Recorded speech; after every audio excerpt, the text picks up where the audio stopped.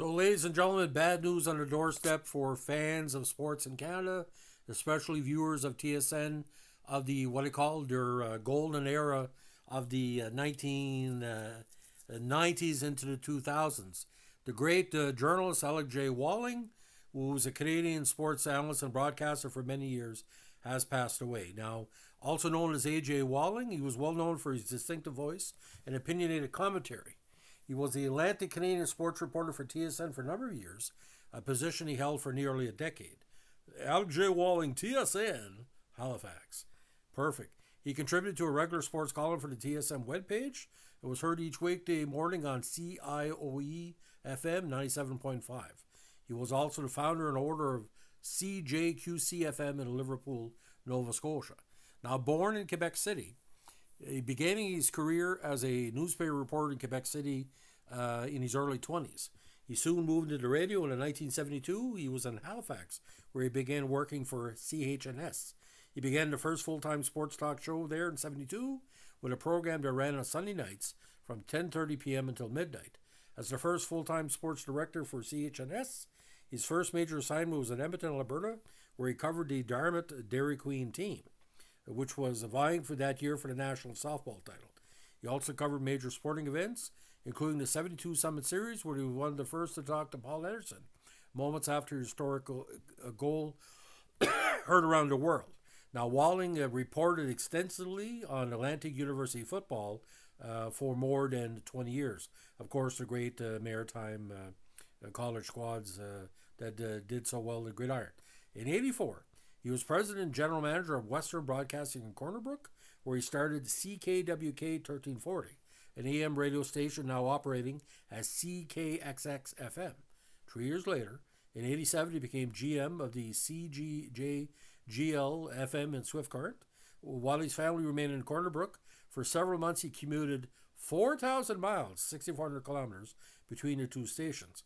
Now, very, very well known for his straightforward broadcasting style, kind of a combination of, like, say, a Don Whitman and the two Dons, Whitman and Cherry. Very straightforward. Now, in 88, he became the first sports anchor at the independent Halifax and St. John-based MITV television station, now part of Global. MITV was a very popular cable channel in southern New Brunswick for a number of years and was considered almost like an ASN, a major independent. That same year, he founded the Atlantic Media Institute in Halifax, which he sold in 2000.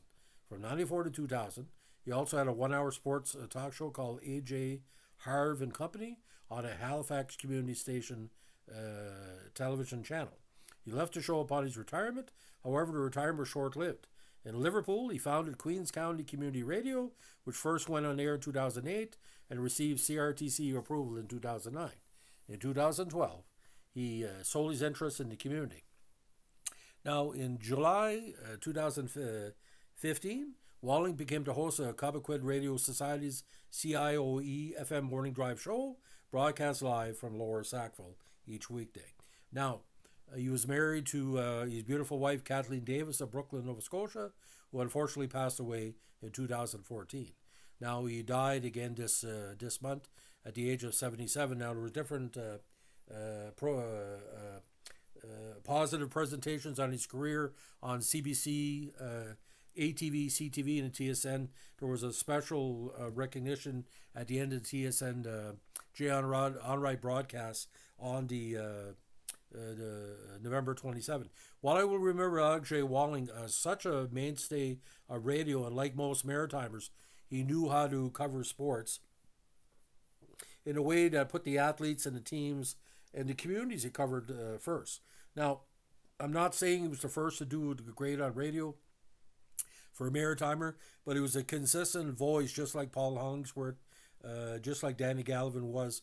Maritime sports reporters, and I happen to be one of them, we take an immense pride in trying to show the best of every sport, and like I said, the pride of victory and the agony of defeat. But Alex, my God, we were so proud when he would show up.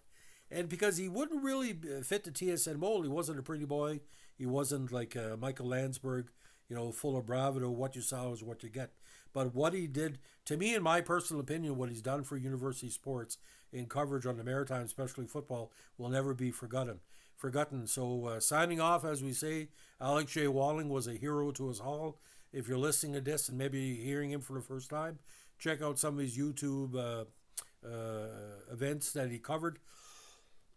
I know for a fact that the radio he was involved with no longer exists because back in the day you could set up a radio station and get CRTC approval, and you know how it's working out. The CRTC is kind of cutting back on radio stations, so he's the last of a dying breed. Just like I was one of the last of a dying breed for sports editors for community papers in New Brunswick. I don't think there's any community sports editors like me left. I was pretty well one of the last because they took away our sports editor title and replaced it with a general reporter title. It doesn't have a way. The beat reporter, people like him paved the way. So Alex, we're going to miss you. So if you like what we're doing here with our maritime related historical podcast, let us know with a like, comment, subscribe, or share. And don't forget, you're only good as your last report. And when he retired, he left a legacy that will never be forgotten. Thank you, Alex. Have a good evening. Bye.